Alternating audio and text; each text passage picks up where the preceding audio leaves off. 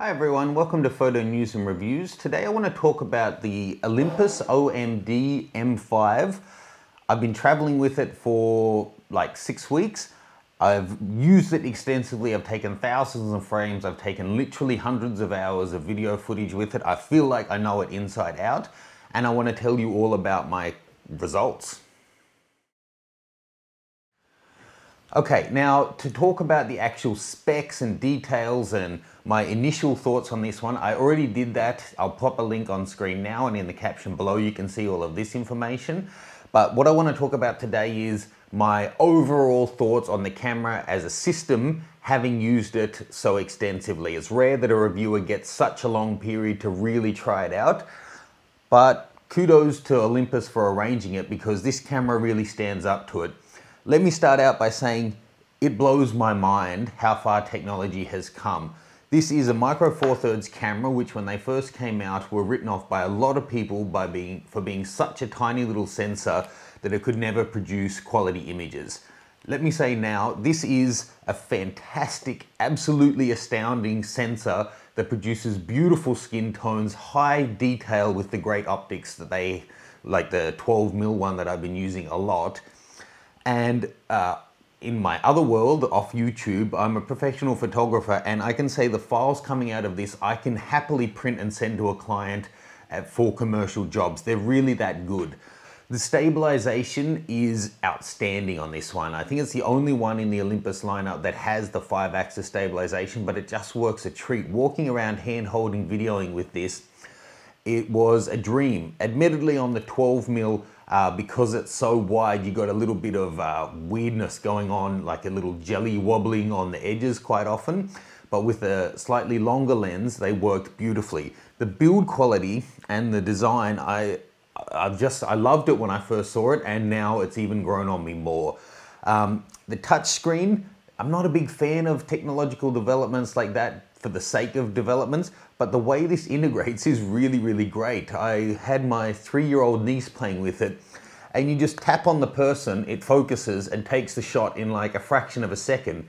She took like 200 photos over dinner, and most of them were in focus because daddy, uncle, sister, you know, it works really well. And to be able to flick between images also works really well. Other things, the long exposure feature where it builds up the image is really cool. It is, to an extent, quite well weather sealed. If you're using the what I call the video lens, then that's weather sealed as well, and that makes it a weather sealed combo.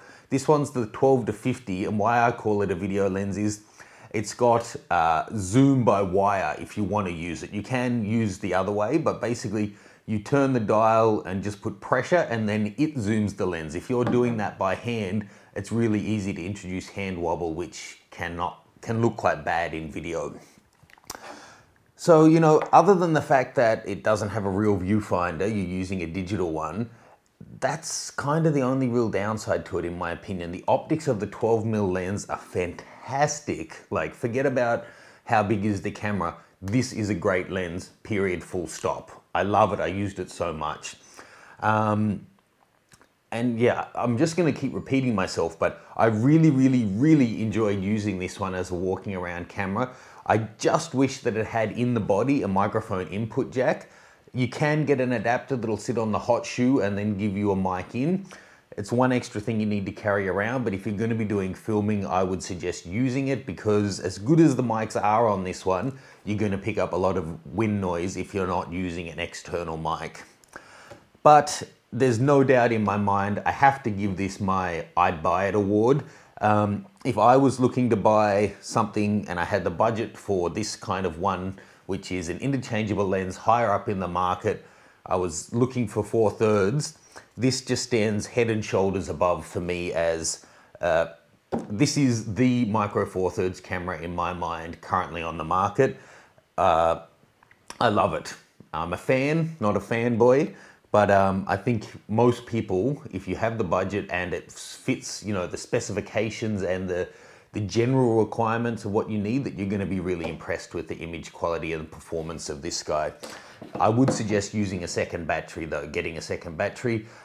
It's not that power hungry, but just I found myself enjoying shooting and shooting so much that I would run it dead on a really long day. Hope that helps, guys. Leave me any questions or comments. If you've got one, let us know your experiences. If you're thinking of getting one, let us know what you're comparing it against. There's links below for that one. You can click to like, click to subscribe if you've enjoyed this, and I hope to see you soon. Bye.